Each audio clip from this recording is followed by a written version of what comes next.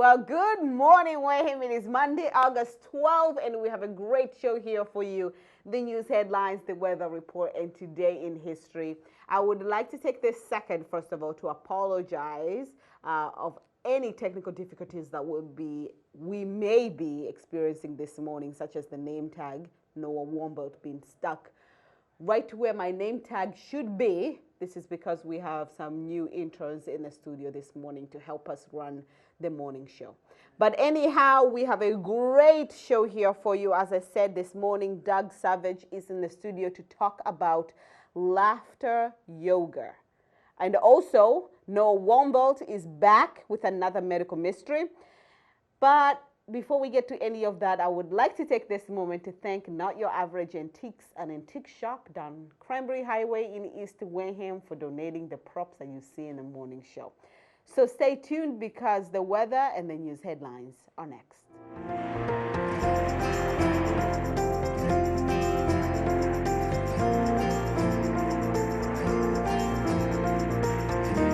At 84, partly cloudy at night with low at 69. Tomorrow, it's going to be another great sunny day, but we're looking at some scattered thunderstorms, which will develop later on in the day. High around 80 degrees. At night, some clouds with showers, and low at 67 degrees. And that's all for today's weather. We'll be back with the news headlines.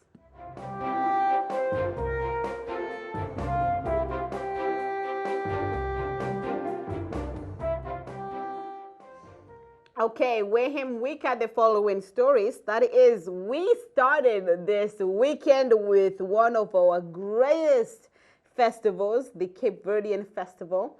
This was the 17th annual Cape Verdean Festival, which brought thousands to onset on Saturday. Tiny Lopes, a Wareham native and one of the festival's founders, said that the meaning of the festival lies in reconnecting with loved ones and remembering back to your roots. The festival featured over 80 vendors, in which 15 sold traditional Cape Verdean foods. Each year, the Onset Cape Verdean Festival Association gives away 8 scholarships to Wareham High School seniors as well as Bridgewater State University students. They donate to several area causes involving children as well. And to our second news of the day, that is a case of a human case of triple E virus has been confirmed in southern Plymouth County area. That is the Eastern Equine Encephalitis virus that is transmitted through a bite by an infected mosquito. The virus is rare but serious and can lead to the swelling of the brain and death. Those under age of 15 and over 50 years old are at great risk.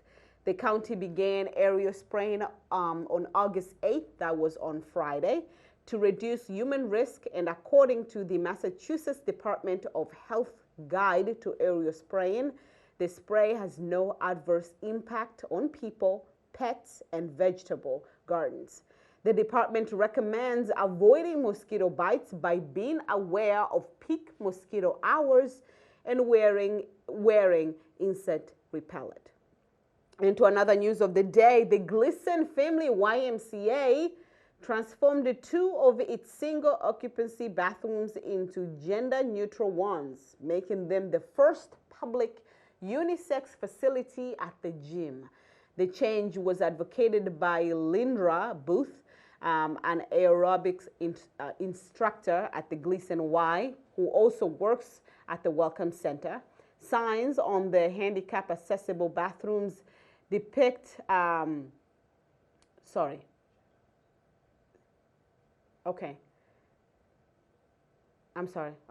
newly installed gender-neutral bathrooms are available at the facility, and you do not have to be a member in order to access them. And to our last news of the day, this is more of an announcement, and that is raise your voice at the Council on Aging. Join Tom and Shayla Monaghan in the rousing single, in a rousing single sing along at 11:30 on Tuesday, August 13th. Just be prepared for a few of Tom's famous Coney jokes between twos. And that's all for today's news headlines. We'll take a short break and we'll be back with more.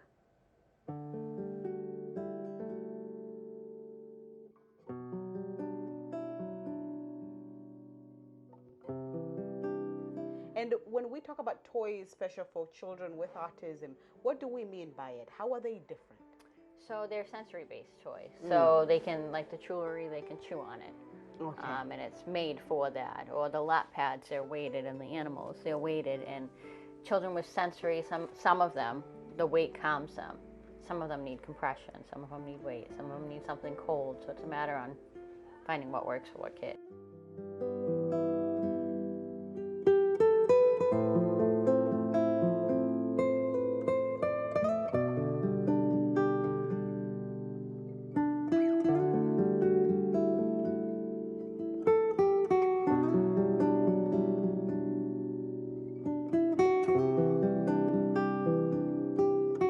Now, you are not only a businesswoman, but you also, as I said, a mother with two children with autism. I mean, tell me how effective these toys are. How diverse are they? They really are great. Okay. I don't think getting through meltdowns and things like that would be possible without these toys. It would definitely be more overwhelming for parents without them. Like my son, when he has a meltdown, we have some Muddy Cove healers over there, and I put mine in the freezer. And when you put those on him, he calms down. And if that doesn't work, then he goes in his chair, swing in his room, and we swing him. And then he starts laughing, he forgets, he refocuses, and...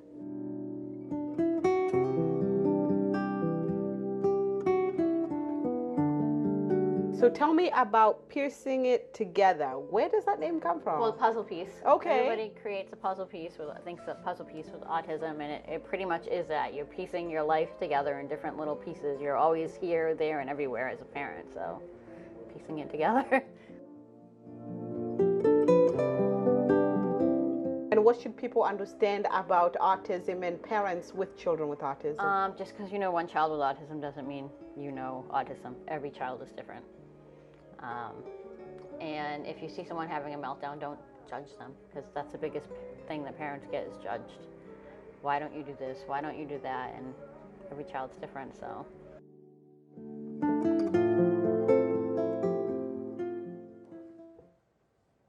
So I went back to Scott's home. Why? Because last time he cooked for me, it was delicious.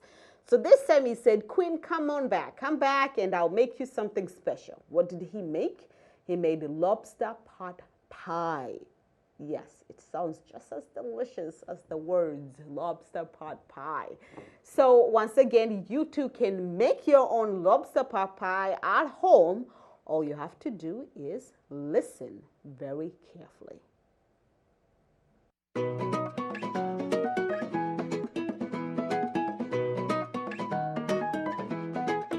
You'll get to see it, we'll get to taste it, and you'll get to make it.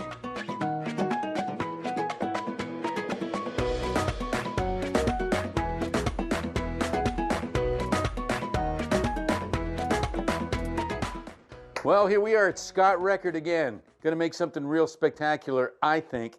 And just to be honest, this is my own personal creation. 5 or 6 years ago, if you went into popular restaurants with seafood, nobody had lobster pot pie. The way it came to me, I love chicken pot pie. So I decided, well, here I am. I live in the Cape. How about lobster pot pie?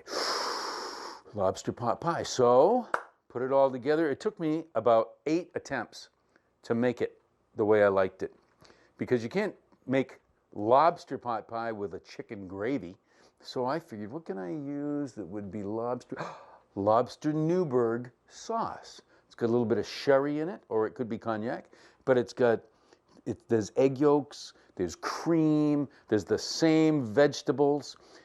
So I did that, and I put it all together, and I used regular pie crust. It was too much crust. It was too crusty. It was all crusty crust. So I've refined it by several different methods. And now I like to use ramekins, like a 10-ounce ramekin, which is the little porcelain round circular dish. And I put the fixins inside, chunks of lobster, all the vegetables, whole cream, a little bit of sherry, and then on top, like 8 to 10 layers of phyllo pastry. It comes out just right. So this is how we're going to start. This is what we're going to do.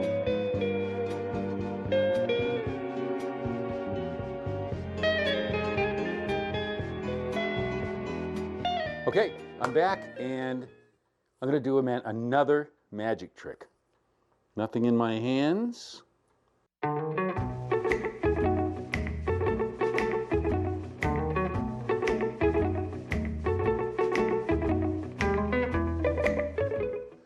Presto! Magic trick. This is, look at this. This is lobster meat. I'd like you to meet my little friend. This was a 5.5-pound lobster. Steamed it. I prefer steaming it. Decent sized chunks, but then I've kept big pieces of claw meat that I will be able to use on the tops of my presentation. Hold on. I'm also going to show you this.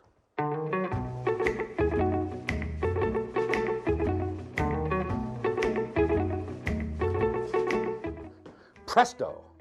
All right, this is phyllo dough. Greek phyllo dough. It's very, very, very thin dough. I've had this sitting out for 2 hours after it was sitting all night in the refrigerator because it's frozen in the store.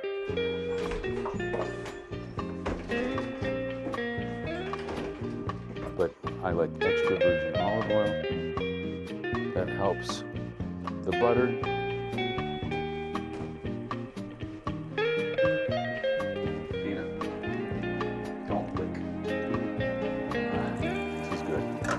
So the hardest thing, the most solid, the most firm vegetable I'm going to cook are the carrots. So I want to put them in first. I want those, it takes a while for them to soften. And that is about a cup of carrots. Now, what makes it for me with this recipe is the pearl onions. They're little, they're tiny, they're sweet. Parboiled them, put them in an ice bath, cut the tips off, and these shallots are minced up so small, and this is about half a cup of shallots.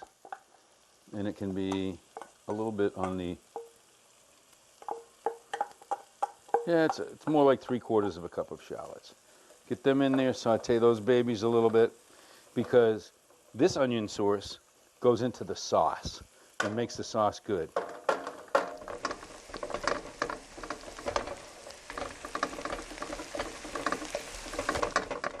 So now to add to this sauteing, just to get it warmed up, will be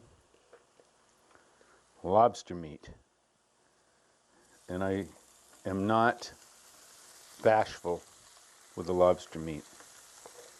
I'm going to make up a few portions of this, so this just stays in for a little while just to get warm.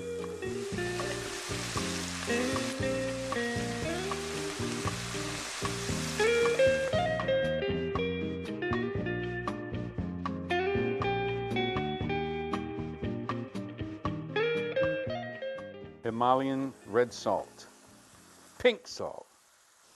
Now I am going to put a little bit of nutmeg in.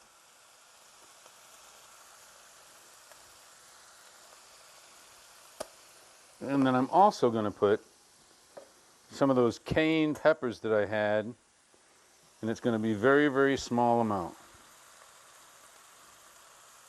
That should do it, and that's for me.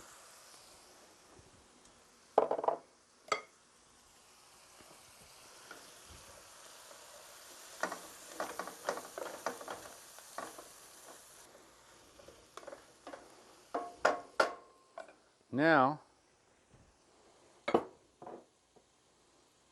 do I want cognac or do I want sherry? I think cognac, because the cognac has a bigger, broader nose to it. Just want to make sure it hasn't gone bad.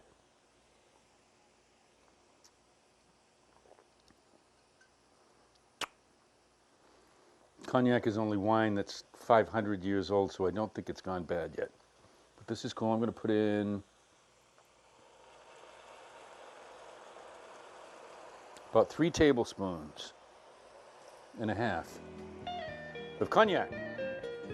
This is the fresh parsley from the garden.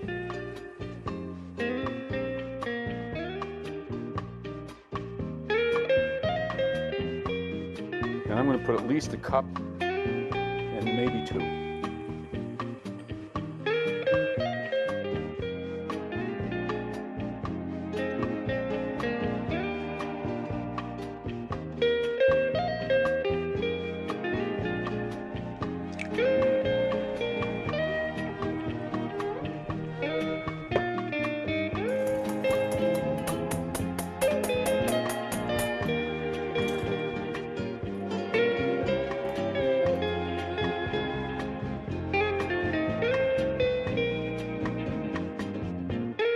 Drizzle it in very easily, because if it goes in all at once, it'll end up being scrambled eggs.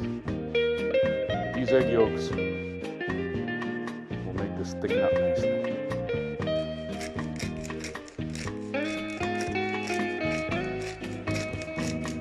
It's time to assemble my lobster pot pie with a Newburgh sauce.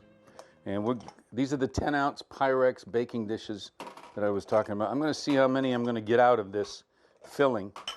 And then we put the phyllo on.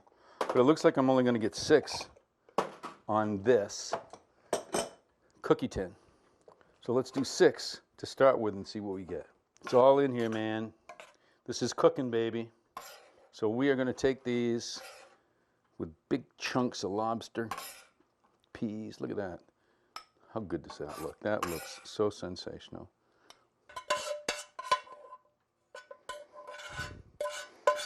Dad, why do you scrape the pan? Because that's the profits. All right. Who's got a little bit too much? Why don't you give up some of this over to here? How about you giving up some of that over here? Look at that. 1, 2, 3, 4, 5, 6. Looking good, man. Looking good, man. There's 6. Wait till you see the ending. The ending includes, and rightly so, phyllo pastry. This is a roll of phyllo pastry that is thoroughly defrosted. Now you can see these beautiful sheets of pastry, and that's good. Now, they will dry out so quickly. So I'm going to take a piece of plastic wrap that's bigger than they are and just put it over them like that. And then I will take a dish towel, a clean dish towel, wet it. I did this before, so you really soak it up really good, and then wring it out so it's like just wrung dry. Goes over the whole thing. And when you need to, you just flip it back and deal with it.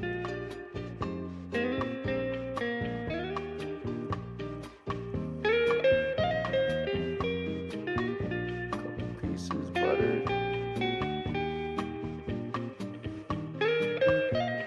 Okay, and that will go on.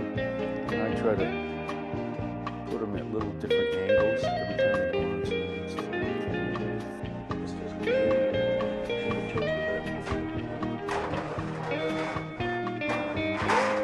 Go ahead, Rick.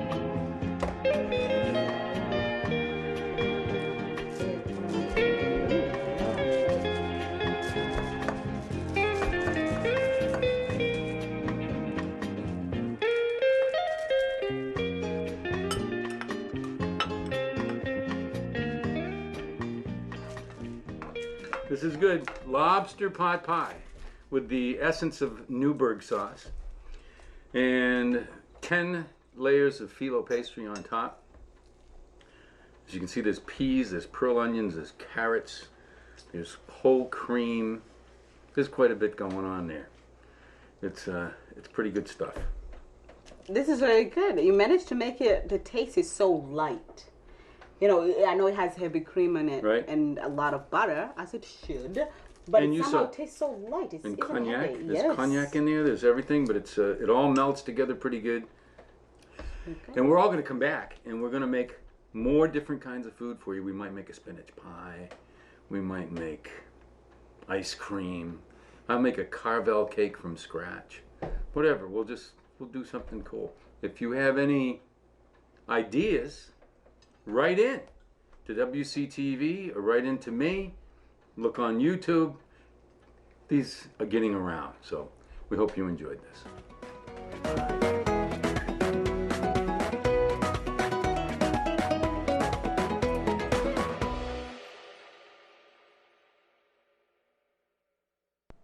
Do not forget love on that recipe.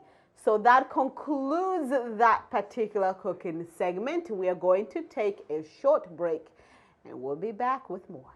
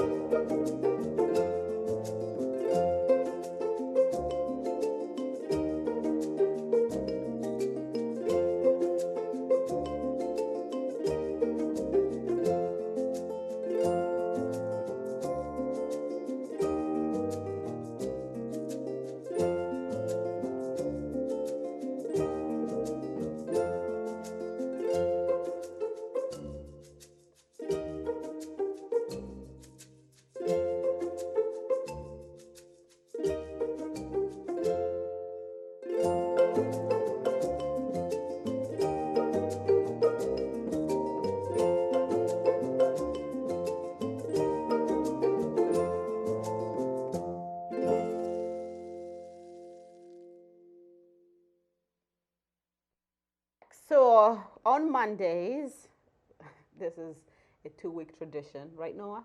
Third On- week, yeah. It's the third week? All right. So, okay, on Mondays, Noah joins me here behind the desk to share one of the medical mysteries. It's really not a mystery today, something that we all know about. Maybe we do not have enough information about it, but it's a very popular topic, and it is blood pressure, right? Yes. Yes. All right. Blood pressure. Tell us about blood pressure, what you have So- discovered about blood pressure. Thank you, Queen. So, blood pressure is something everybody's body has to deal with, and it's very important that we keep it in check. So before we start talking a lot about blood pressure, we should start with just the circulatory system in general. So we start with, let's see if we can get it. I can hold We that. start with please. arteries, and that's where blood comes out of the heart. It goes into the aorta, which is the largest artery, and then the arteries continue to get smaller and smaller from there. And arteries are, they're made to be elastic, so when they fill up with blood, they expand a bit, and then like an elastic band, they shut back, and that's blood pressure. It's able to retain blood pressure by that elasticity and keep a somewhat consistent blood pressure throughout the entire body. And that propels the blood forward into capillaries. And capillaries are extremely thin blood vessels. They're actually just one blood cell thick. And that allows the blood cells to easily transfer the oxygen and nutrients that are in the body, or in the blood, to the tissues that it needs to get to. Okay. From there it goes to veins, which are a lot easier to see from the skin. That's what we see, the blue. And that's where blood, it doesn't have blood pressure actually in veins. It has valves that stop the blood from going backwards, and it's just kind of pushed forward. And that's actually where varicose veins come from. When your valves in your veins stop working correctly, the blood kind of pools in a spot, and that makes the veins varicose and kind of bulge out of the skin. So that's where varicose veins come from. It's not really doesn't really have to do with blood pressure, but I think it's kind of interesting. Okay. So, Would you like me to hold this? yeah, sure. So back to blood pressure. Blood pressure is taken at the doctor's office with a device called a sphygmomanometer, which is actually a real word. If you saw how it's spelled, it doesn't look like a real word. But yeah, the blood pressure cuff, they put it on your arm, as you probably everybody knows. They put it on your arm, then they pump it up to a point where blood pressure or blood flow actually stops for the minute, and that's why you can't like keep doing a blood pressure test. Okay. If you keep doing it, if let's say the nurse messes up, you'll see them switch arms, because if you keep doing it on one arm, it can cause you to faint or All right. I've like seen lose feeling in your I've arm. seen that it has happened to me, but I didn't know it was that reason behind it. Yeah, Okay. and like blood can start to clot if it If you do it regularly. if you do it not regularly, but if you do it too quickly in a row. Like if you do it, like I think you're supposed to wait 15 minutes between like each arm or whatever. But yeah, they cut off circulation, and then you'll see the dial. It goes all the way up to a high number, like 200 or so. Then they start turning it back, and you hear the hiss of the air being released from the sphygmometer, and they start listening with their stethoscope. And what they're listening for is the sound of blood flow returning to the arteries. So that's what this number is right there, 120. 120. That you'll see blood pressure described in one number over a number. 120 over 80 is the highest your blood pressure should be at healthy normal levels. You typically want it to be below that. But I mean, blood pressure is like an ebb and flow. In any given instant, it can go higher or lower. But on average, you want it to be 120 over 80 or below. Higher than that, it's called hypertension. And lower than like 90 over 60 is called hypotension. And hypotension is low blood pressure. And that can happen by just getting up too quickly. So if you're sitting down and you try to stand up really quick, the blood pools down in your feet, and your body's got to adjust quickly to raise blood pressure so it can get back to the brain up enough. So hypotension, other than that, isn't typically a big problem, other than in dire circumstances. That's because hypotension has, or the body has a lot of pathways and ways to fix low blood pressure and make it higher. It doesn't have a lot of ways to fix high blood pressure and make it lower. And that's why high blood pressure is a big problem and a chronic problem for people. So one of the ways that the body is able to fix low blood pressure is through the RAS system. We can put this down, I think. Okay. So let's see here. So hypertension is high blood pressure, and it's a very common chronic illness. And according to the Mayo Clinic, it can damage and destroy fine vasculature throughout the body, really. So it's important that if you do have hypertension, you do get it checked out and regulated, because it can destroy parts of the eye, cause blindness. It can destroy parts of the kidney, cause kidney disease. It can even affect the brain, and pretty much any part of the body that has the fine vasculature and the capillaries. Because when you have the high blood pressure, you got to think it makes all of the blood vessels expand to conform to that. It can also lead to heart disease and heart issues, because the heart is what's pushing out the blood. And when you're facing high blood pressure, the heart must contract more force. So that leads to hypertrophy in the heart, which is just like a swelling.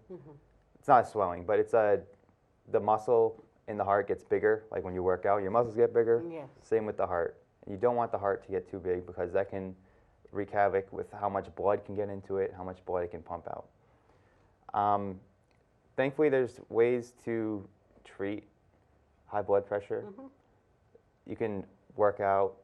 Eating less salt is one thing. Being overweight is a negative, so you want to make sure your weight's maintained.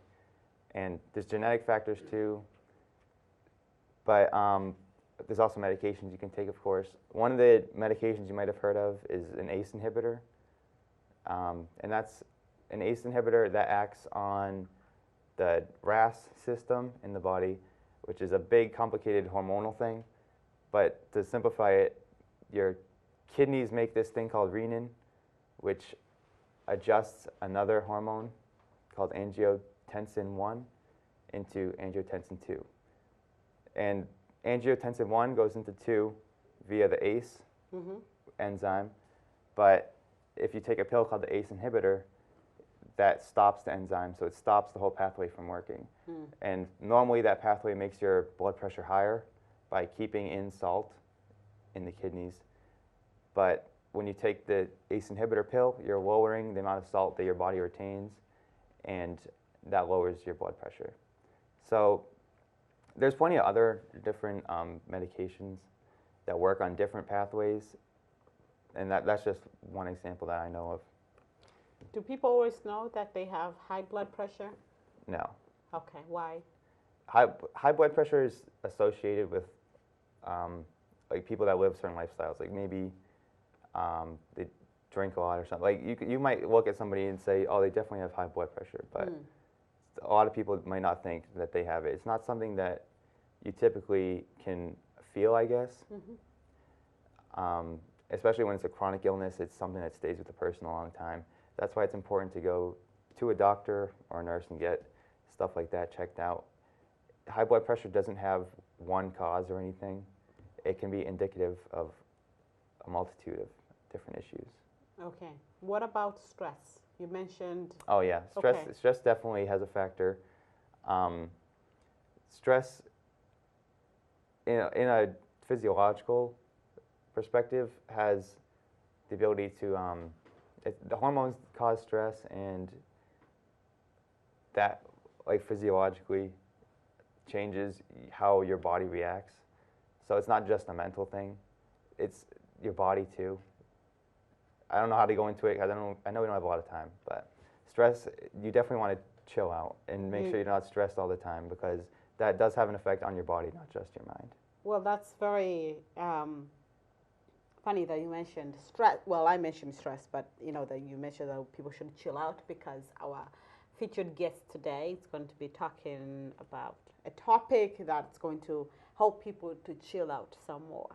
Yeah, laughter yoga should be Laughter yoga. a good way to chill out and hopefully lower that blood pressure. Well, I thank you so much for being here this morning to share this. I have learned a lot, and I hope through your research it has benefited you in one way or another. Do we have ideas for next week? Next week, I have a few ideas. I think Okay. we could do nerves or something. I don't know. We'll talk about it later. If anything, Keep it stress will interesting. be a good topic. Stress? Okay. Yeah, there's a lot to talk about with stress. How to so. effectively manage your stress. And if I don't there's such a know good about- thing, is there good stress, you Yes. think? It's There's good called- stress, right? That's called eustress. There's Eustress. distress, which is bad stress, and eustress, which is good stress. Okay. So the body needs stress. If you don't have stress, you kind of just, The body there, needs right? stress. yeah, you do. Okay. Like, what's the point of living if you don't have... Stress. But we're not talking about stress. There's different types of stress. There's good stress and bad stress. You need to manage them. Well, I think stress will be a great topic Yeah. next week. Okay. Well, thank you so much, Noah, for being here today. Thank you, Queen. So that was Noah Wombold. Our, are you a doctor? No, What's I'm your not a title? doctor. Okay. I'm just a dude. I'm just a dude. Okay, that was Noah Wombold sharing what he has learned regarding blood pressure. We are going to take a short break, and we'll be back with Today in History. Thank Okay. you.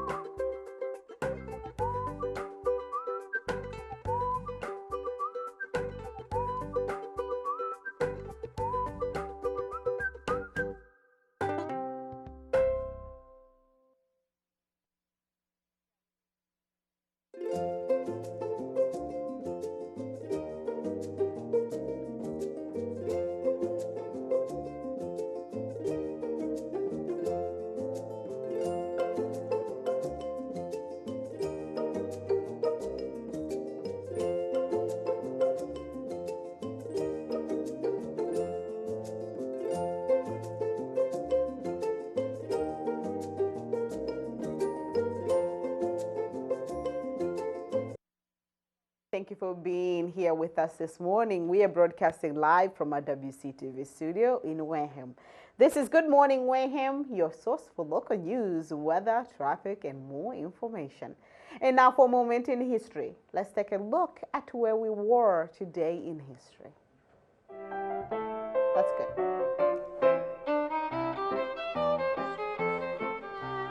Oh, excuse me.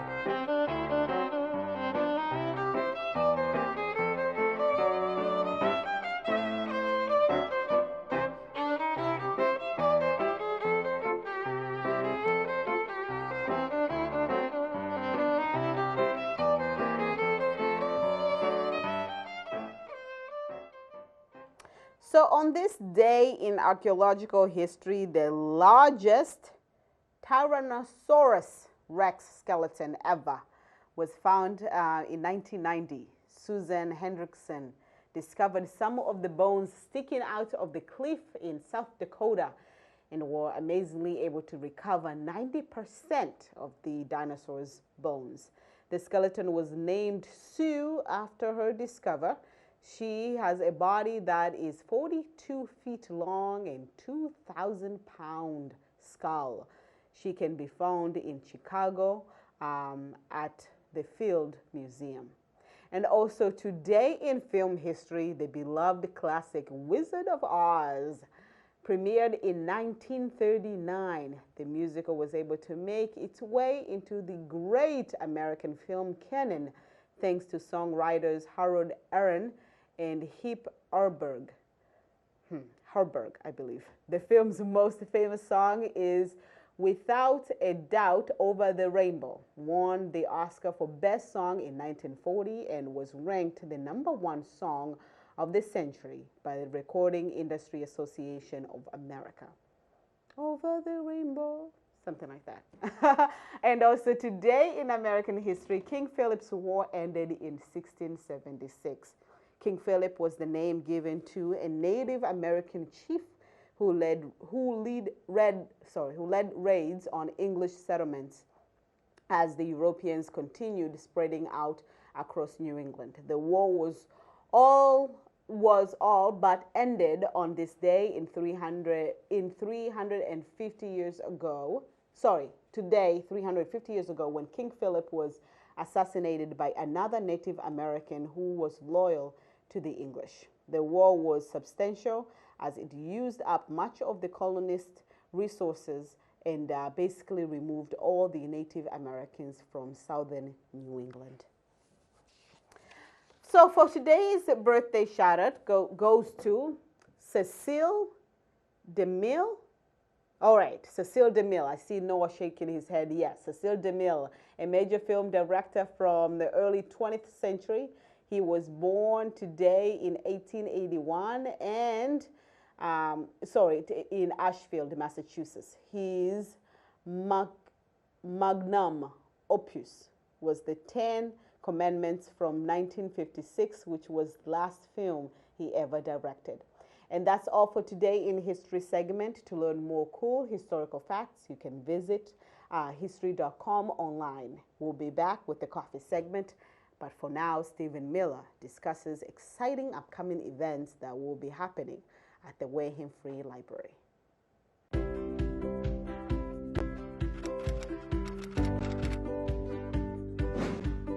Welcome to our 4th installment of Checkout of the Week from the Wareham Free Library.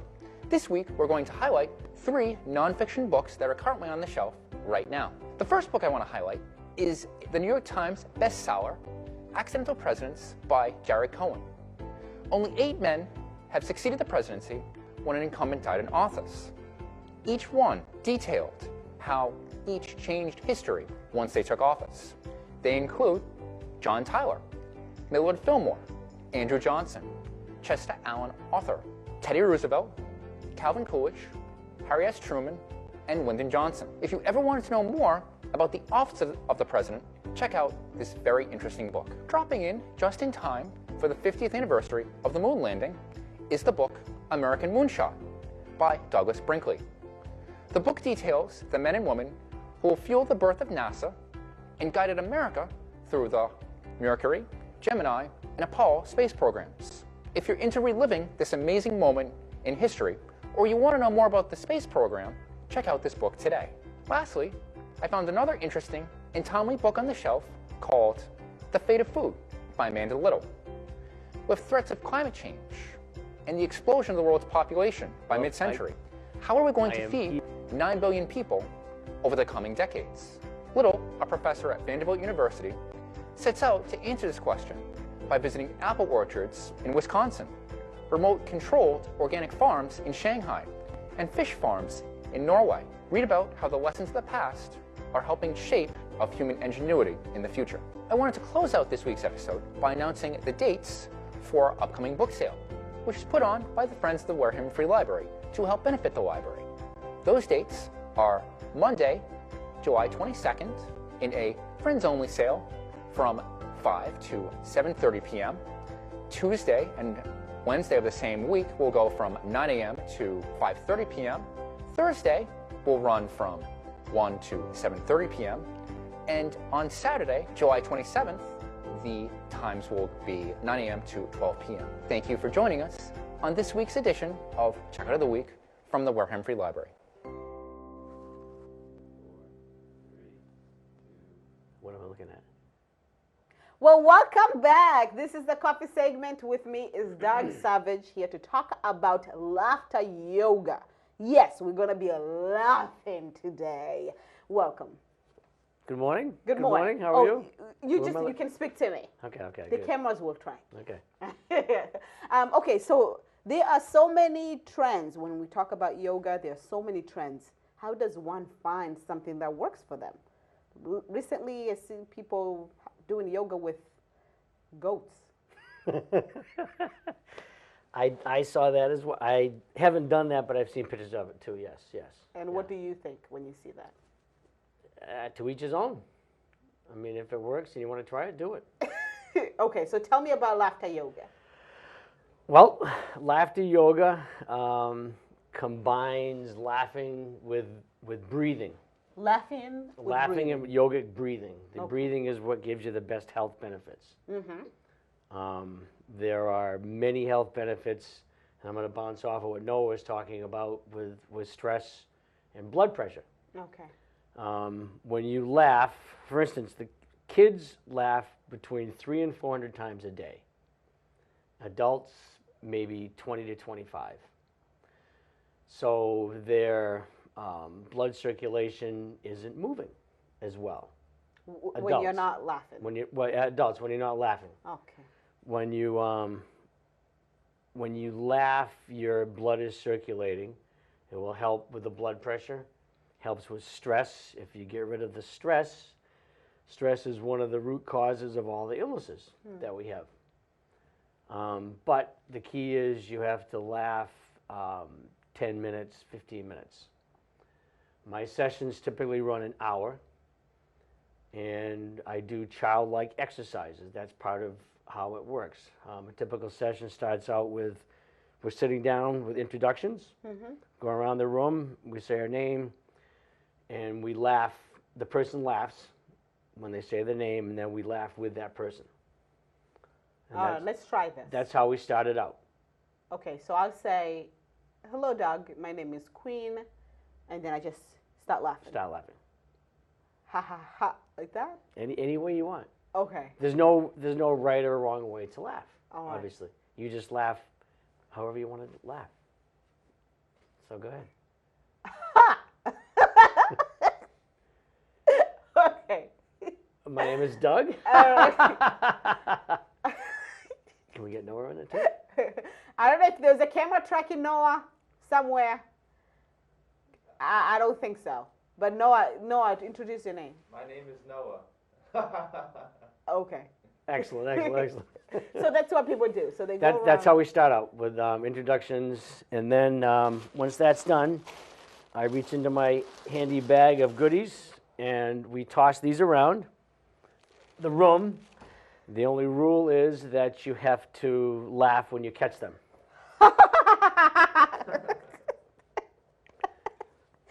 Oh my. And these get tossed around the room for 5 minutes or so, and it gets it gets the blood flowing, so to speak. It gets people a little more relaxed because laughter yoga is something that some people have never heard of. So this is a way to kind of break the ice. Where by is doing it this. popular? Where did laughter yoga come from, and how old is it? It started in 1995 in India by Dr. Madan Kataria, his wife, and a group of people in a park in Mumbai. And next year will be the 25th anniversary Okay. of laughter yoga. In the East, they've always been a little more advanced when it comes to medical things and just healing themselves naturally Yes. without going to the doctors all the time and getting the right pill and so forth. They laugh daily in the parks in India. I've been real fortunate to rent the hall here, the Rowland Thatcher Hall, on a monthly basis. I have classes once a week on Wednesdays from 6 to 7, and that's starting to grow. The word's getting out, more people are starting to show up, and there right now there's thousands of laughter clubs in over 100 countries right now. The closest one from here, well, right across the street, but there's another one in Providence. Okay. But why would people feel comfortable to laugh in public or in a class with accompanied by strangers while they cannot do that at their own home accompanied by family members? Good question. Part of laughter yoga, you start out with making eye contact and childlike playfulness, like we just did with the toys. And pretty soon it turns into real contagious laughter. You see somebody yawn, you usually yawn. And the eye contact is important, going around the room, making eye contact with the exercises. For instance, one of them, can I do one right now? Yes, I can. Yeah. One of them is called peekaboo laughter. All right. For shy people. You put your hands like this, and you come up. Just like that. So That's called peekaboo laughter or shy laughter. okay. You go around the room and you make eye contact. And lo and behold, people's barriers somewhat break down, they melt down. And you have a room of 5 to 10 to 20 people all laughing together. And that group laughter is what raises the energy in the room. One of the missions of laughter yoga is to bring world peace through laughter. Part of that, it comes about by you sort of cultivate your inner joy. And when you cultivate your inner joy, people can see it, and you can bring it out to everybody else. It's like dropping a pebble in a river or a lake. It spreads. So that's a controlled environment, your class. How do your students, how do they take those lessons and implement them in their real lives? And are they successful when they exit the class? Yes. In answer to the last question, yes. There are things you can do on your own. For instance, I tell everybody at the end of the session, you can take this out, and one of the things you can do on your own is to laugh at red lights. Okay. Pull up at a red light and just start laughing. You really don't need any reason to laugh. You can laugh in the shower. You can laugh while you're mowing the lawn. You can laugh while you're washing the windows. You can laugh while you're folding clothes. You don't need a reason to laugh. Once you start to do it, it becomes second nature, like brushing your teeth or combing your hair or getting yourself dressed. So that is very interesting when you say you do not need a reason to laugh, because I would associate one's emotions with the little episodes that are taking place, with what's going on with you. If something sad happened, then you're depressed, you're sad. If something excites you, then you burst out laughing or you're happy. So when we force ourselves to laugh at things that necessarily didn't trigger that emotion, is that manipulation of emotion good for us? Or are we going to, I don't want to get all heavy on this, but are we going to, the moments that actually makes us happy wouldn't feel the same way because we are misusing these feelings. Well, that's a good point. Also, I believe, and I've seen it with myself and other people, that if you laugh for no reason, you find it produces more oxygen. One of the things we also do is breathing. Okay. For instance, we'd raise our hands up, take a deep breath, hold it, and then come down, like so. And we do that 3 times, and the extra breathing gives you oxygen to your brain, and you sort of, I guess in a way, it's kind of like the drug that you're taking. The oxygen is kind of like the drug that you're taking that makes you feel better, produces endorphins, serotonin. Laughter is the best medicine, obviously. And it also, a good point here is it's based on the scientific fact that our brain does not know the difference between make-believe and real laughter if you do it willingly. Okay. You get the same health benefits from either one.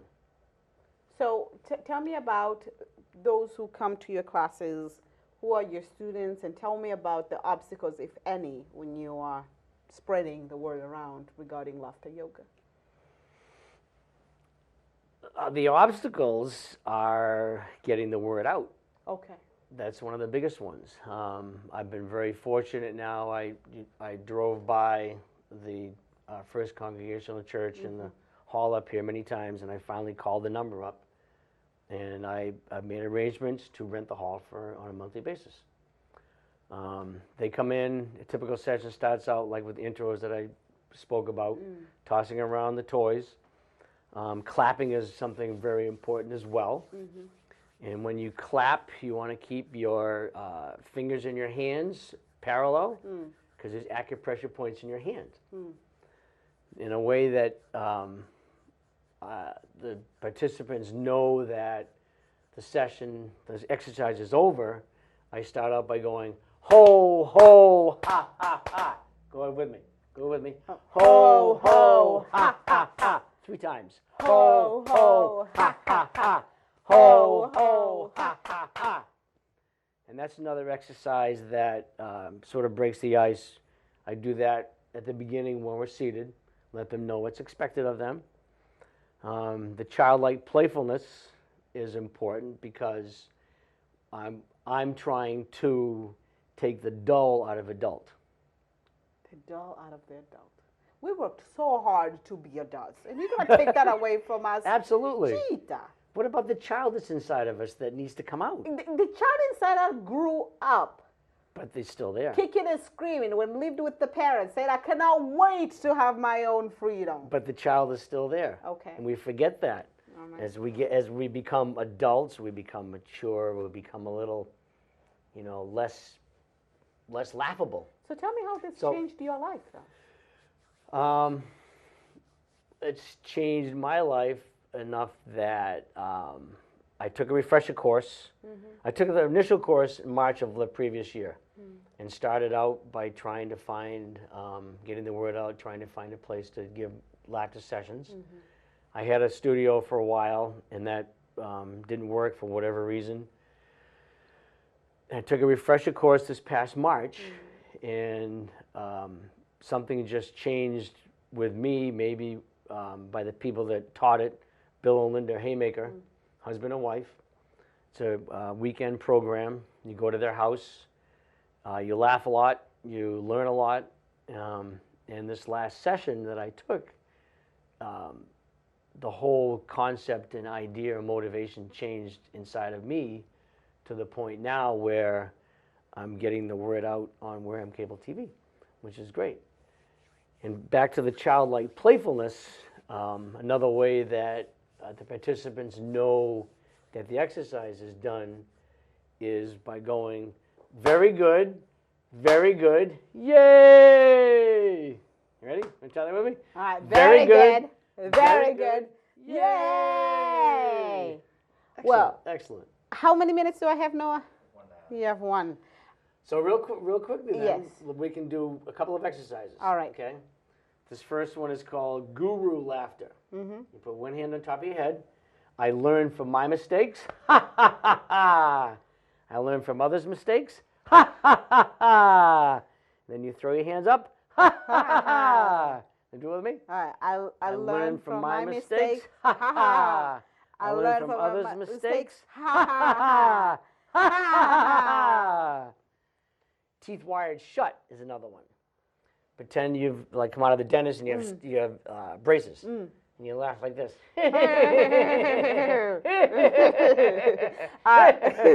We have 30 seconds. Is that what it is? Let's do the closing. What is it? The closing? Yeah, when the event, the episode, the session is over. When the session is over, I do a little salute to the four corners of the earth to signify laughter yoga. Oh, okay. I do ho ho ha ha. We turn around 4 times and do that. Oh, ho ho ha ha. And then also, what's really important at the end of it is to let people know that they're amazing. So we conclude by saying. Oh, I have 1 minute? Okay. We conclude by saying, you are amazing. Do it with me. You're amazing. You're amazing. You're amazing. I am amazing. We are amazing. Well, this concludes our episode this morning. I am so sorry we're running out of time. However, if you are interested on learning more regarding laughter yoga, you can find Dog Savage, and I can share an email and contact email, right? That'll be good. Absolutely. So where you can find him. Anyhow, you missed us this morning. This show will be rebroadcasted this evening at 6 p.m. and we'll be back here on Wednesday with more ha ha ha ha Wareham. Have a fantastic day. Bye.